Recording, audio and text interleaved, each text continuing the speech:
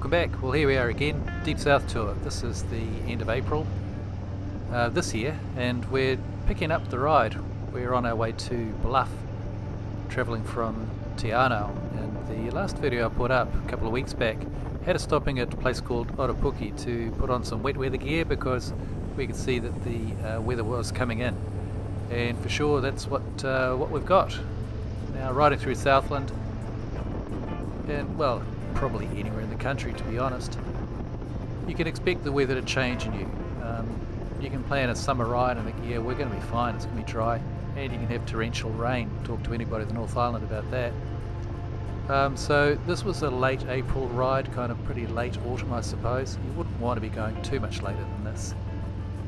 And well, we had some good weather days, but we also had some rain, and this was that day. Now travelling from Oropuki through to Bluff, we do travel through this little town here called Riverton. Crossing over a river, we're still on State Highway 99. We'll eventually get to Invercargill, at which point we'll hook up to State Highway 1, and for me that's where the story gets really interesting, because what we'll be doing from Invercargill through to Bluff, I think it's a distance of around 30 kilometres, and that 30 is the last 30 of State Highway 1 as it finishes its just over 2,000 kilometre journey from the very top of the North Island, of roadway anyway, starting at Cape Reinga, travelling all the way down pretty much through the centre of the North Island to Wellington, and then picking up again from Picton, travelling down largely the east coast of the South Island, before cutting in from Dunedin over through Gore and then down to Invercargill, where it then makes a final twist to dive south to Stirling Point. And so it's that last 30 kilometres, it's one of the things I've been really looking forward to seeing, because I guess on this trip, there's three things really. First thing I'm looking forward to on a nice big road trip like this, bike trip, is catching up with all my mates, riding buddies, making new friends, treasuring existing friendships, and just having a great time on the road. The other things are the sights that you're planning to see along the way, and on this particular Deep South tour we had a couple of things that were targeted as being, well, really want to do this, and one of those was Milford Sound, which was done in the timeline of things the day prior to this day, and that exceeded our expectations honestly. We went up there to the home tunnel, and as we approached the home tunnel we came above the snow line, and that was kind of a carpet of snow up there, reasonably fresh snow as well. As we went up and then down the other side, it really made it magical, and it was equally as impressive coming out after we'd completed a cruise in Milford Sound. So that was a really good feeling about that day. Awesome. The other thing, or one of the major highlights that we'd planned to try and achieve on this trip, was getting to Bluff to see the signpost at Stirling Point and see the absolute end of State Highway 1 as far as it can go before it ran out of land. And that's exactly what happens here. We just went through previously through Invercargill, where you probably noticed that the roadway changed. We're now moved off of State Highway 99, we're on State Highway 1, and this one is called the Bluff Highway. It leads through into Bluff itself, and the landscape down here, it's interesting. This is the last 30 kilometres of the State Highway 1. I'm just kind of drinking it all in, and one thing I was quite happy about too, we did have some rain, reasonable amount of it to be honest, coming along here, but in this last small stretch of road, as we got closer to the township of Bluff, the rain started to ease off and gave us a little bit of a break, which was kind of nice. We had this window of next to or almost no rain at all when we got to the final destination, so the gods were looking out for us at that point. We could at least get out the phones and take some photos.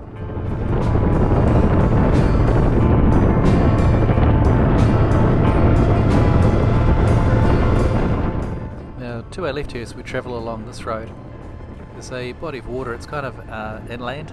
I think it's called Bluff Harbour, not totally sure. Looking at Google Maps, it's even not really terribly clear, but it's a big body of water. The Bluff and the Stirling Point itself that we're looking at is kind of a headland that comes around, leads through into a reasonably large, somewhat protected harbour, for which the main part of it appears to be a place called Awarua Harbour. And this part here, near to the headland, I think it's called Bluff Harbour, so we'll go with that. And as we're coming along here, we're starting to see a few signs of life, some buildings, kind of industrial looking buildings, but nevertheless. And soon coming up on the right hand side is the Bluff sign. It's kind of discreet, you can't really see it too well because it merges into the landscape behind of it, but nevertheless it's there, and I'll point it out when it comes into sight.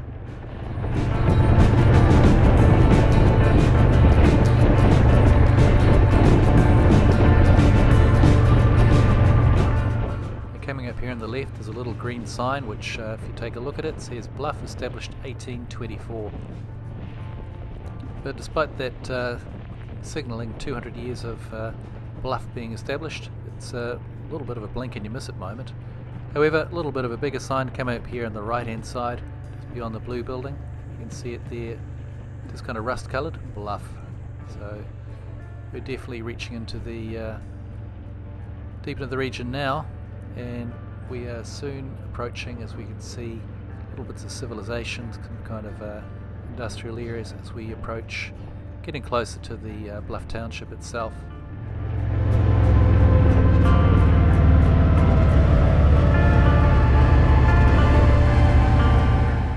Now Bluff itself is home to a few things, but none more beloved than the classic Bluff oyster, which is a delicacy from these parts and one that I'm particularly partial to. Unfortunately, we didn't get any time to go hunting for any Bluff oysters from Bluff while we were here. We were pretty much a flying visit through to see the Stirling Point, end of the road,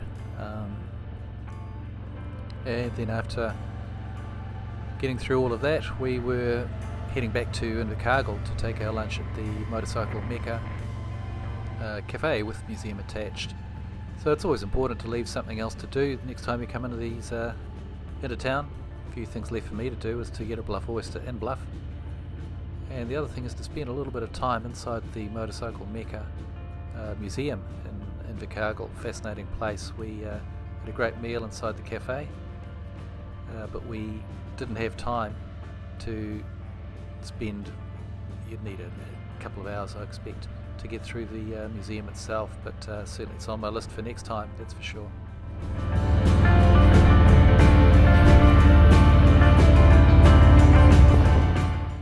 Now time to refocus back to the present. We are just heading through Bluff Township itself, and this is the last few minutes of riding that you've got, riding or driving if you happen to be travelling down State Highway 1, looking to see just how far does it go. Well, this is about it. We're coming through, once we get through the end of town, we move on to Marine Parade, and this is now heading us out to the outermost point of the peninsula, which is where the place is called Stirling Point. Now there are residential homes along here, and all I can say is that these guys in these homes must have spent a great deal of time hosing off salt water from the glass on their homes, and also washing it off the cars, that any cars that happen to be parked outside, because we have moved out kind of from the harbour area now. We're kind of heading towards the body of water that you can see at least directly ahead. That is the Southern Ocean, and it does get pretty wild and windy here, so these homes would certainly get to see some fierce weather, I would expect, but it would also be really quite spectacular. Anyway, we're not here to house hunt, we're here to just ride on up the road and see how far it goes. This little lane is still State Highway 1, believe it or not. It does turn into something called Gun Club Road or something like that, but I haven't set about to rename it on the title headings in the video, because it's not exactly clear to me at what point it changes from Marine Parade to the other name. And even with the other name, Gun something, there's also yet another name that also seems to be on here, something about Ward. So I'm just going to call it Marine Parade right up until we get over to the top, come up a little bit of a rise, and we can see a setting etched in stone on a Stirling Point like obelisk, and then we lead down into a car park, which is quite literally and figuratively the end of the road. This is where State Highway 1 finishes for New Zealand. What a journey it's been.